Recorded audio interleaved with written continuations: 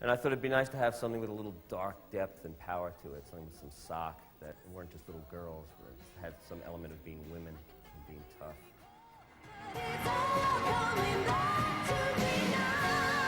It's All Coming Back to Me Now is my attempt to write the most passionate romantic song I could ever write.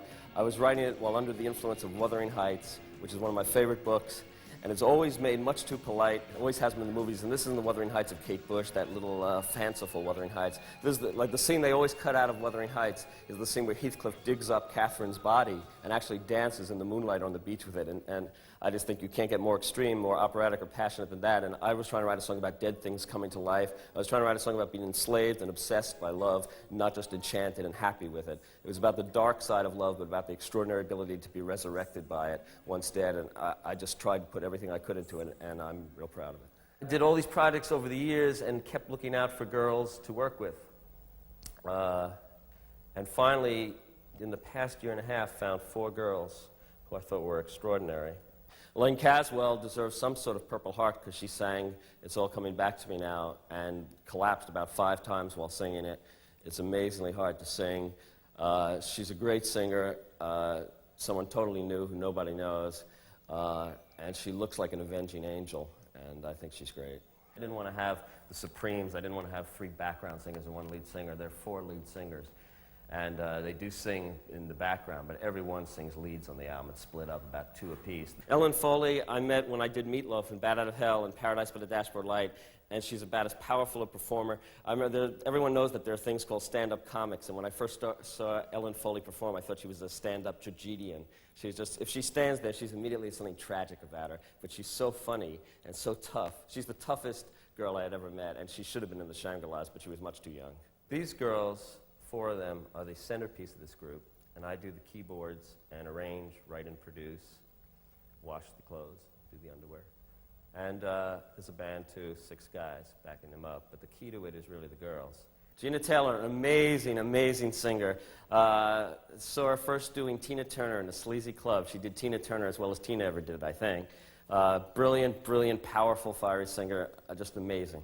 The band is a great band. The band is all pretty much teenage boys because the girls demanded it, and that was part of their contract. Deliria Wilde was in a nunnery 5 years ago, studying to be a nun, was kicked out for something I could not possibly even mention. It was so shocking even to myself. She's one of the coolest singers I've ever known, of Cuban, French, Italian, German descent, in that order, and she sings on the album, and she's the most amazing dancer I've ever seen, and I think that a gynecologist should really examine how she can do those things. But the point being, what is the point? The point is that in the album I was trying to get some real dark, erotic music and lyrics that was about how dangerous in a really seductive and important way, the best kind of unsafe, necessarily unsafe way that love can work. And I really thought you needed girls to do that. It Just Won't Quit is about the fact that there are some things you never shake off, and well, it's like the song, Addicted to Love is what it's about. And it's about, there's a key line in there, is this a blessing or is it a curse? Can it get any better? Can it get any worse? And my favorite line, is it richer than diamonds or just a little bit cheaper than spit? I don't know what it is, but it just won't quit. And that's love, I guess. Pandora's Box seemed like a good title because it seemed like a good modern image of, going back to opening the box and all the sins of the world pouring out. I love the idea of a box that opens up and all the sins of the world come out of it, because it seems to me, as well as being a terrifying box, that's also a treasure chest, because the one place, if you were really honest, that you'd keep all the sins of the world would be in a treasure chest, because it's something you absolutely would have to be, you'd want to hand down from generation to generation, because without all the sins of the world, there wouldn't be all the blessings of the world. They're part of the same thing. I guess it gets back to the fact that I suspect it's not always easy to recognize what a sin is, in the same sense that a beautiful new car can kill someone on a highway, but it's still a beautiful car.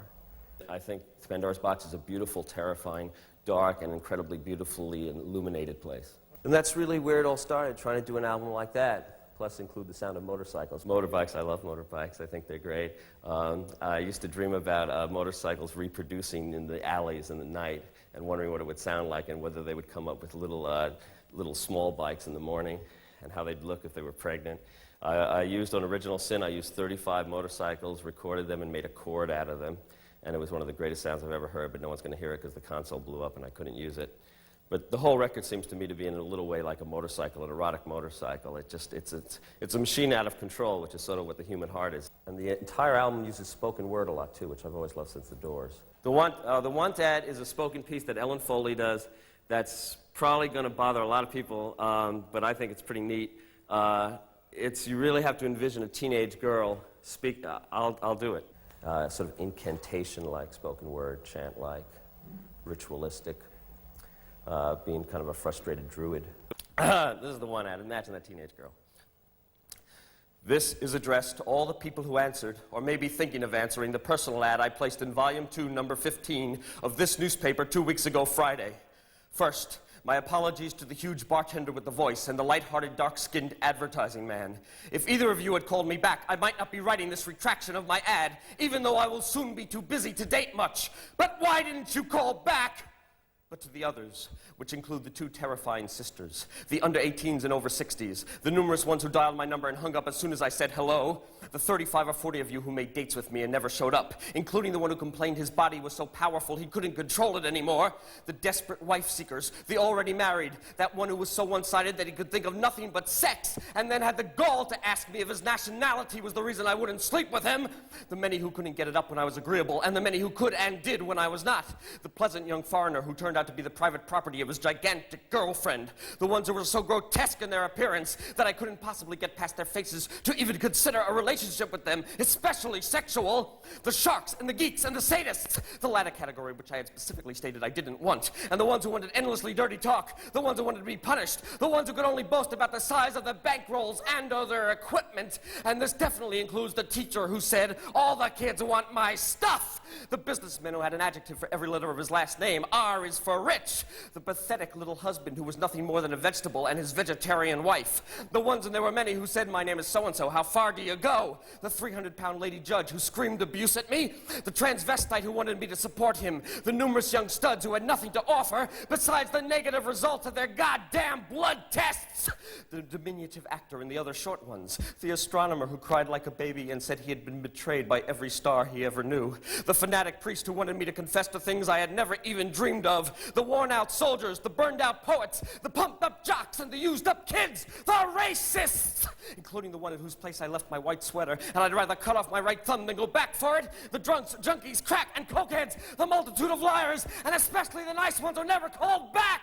To all of you I say, just forget my phone number.